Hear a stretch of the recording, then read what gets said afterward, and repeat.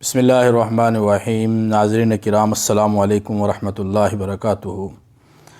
اس کو ناقدری عالم کا صلہ کہتے ہیں، اس کو ناقدری عالم کا صلہ کہتے ہیں، مر چکے ہم تو زمانے نے بہت یاد کیا۔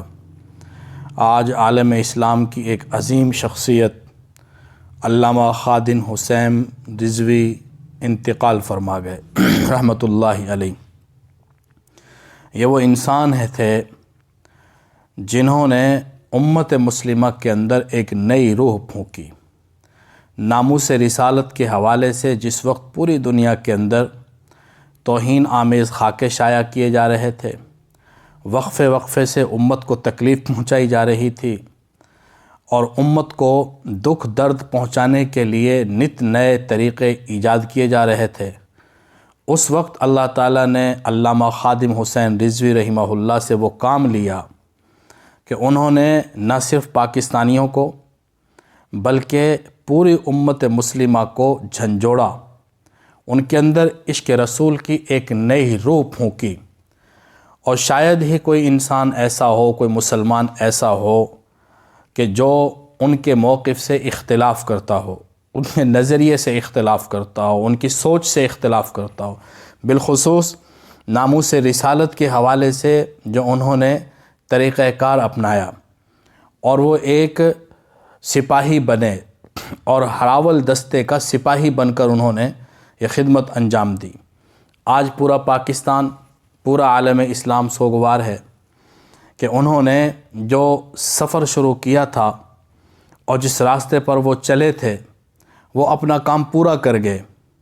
آخر وقت تک، آخری لمحے تک اسی کشمکش میں اور اسی جد و جہد میں اور اسی اضطراب میں ان کی زندگی گزری کہ کس طریقے سے نبی کریم صلی اللہ علیہ وسلم کی عزت و ناموس کو محفوظ کیا جائے اور اس پر جو وقفے وقفے سے ڈاکے ڈالے جاتے ہیں ان ڈاکوؤں کا کیسے قلع کما کیا جائے۔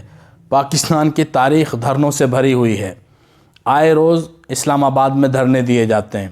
کبھی عمران خان نے 126 دن کا دھرنا دیا، اس سے پہلے سلسلہ ہے، ایک طویل تاریخ ہے دھرنوں کی، اور آج تک مختلف مواقع پر مختلف سیاسی جماعتوں نے مختلف مقاصد کے لیے دھرنے دیے، لیکن ایسا دھرنا کہ جو خالصتاً حضور صلی اللہ علیہ وسلم کی عزت اور ناموس کے تحفظ کے لیے دیا گیا، یہ ایک نئی ریت ڈالی علامہ خادم حسین رضوی رحمہ اللہ نے اور پوری قوم کو جھنجھوڑا اور ان کے اندر ایک جذبہ پیدا کیا۔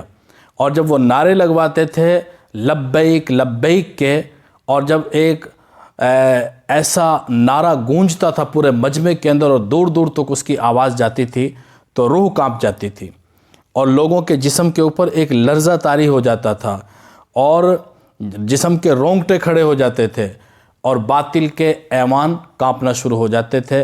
اس میں کوئی مبالغہ آرائی نہیں ہے، یہ ایک بالکل حقیقت ہے۔ وہ آج ہمارے درمیان نہیں ہیں، وہ دنیا سے چلے گئے ہیں، وہ اپنا کام پورا کر گئے ہیں۔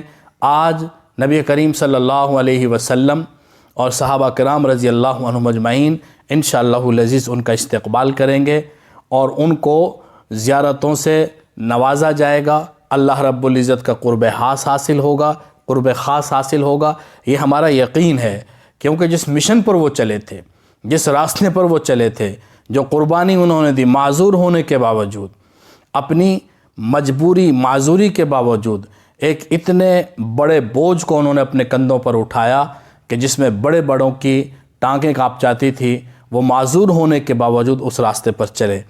اور جب کبھی انہوں نے اسلام آباد کا رخ کیا اور حکومتی ایوانوں کو کھٹکھٹایا تو ہمیشہ حکومت نے ان کے مطالبات کے مطابق ہی معاہدہ کرنے میں عافیت جانی کہ عوامی حمایت اور جذبہ ایمان اور ان کا اخلاص ہمیشہ غالب آیا۔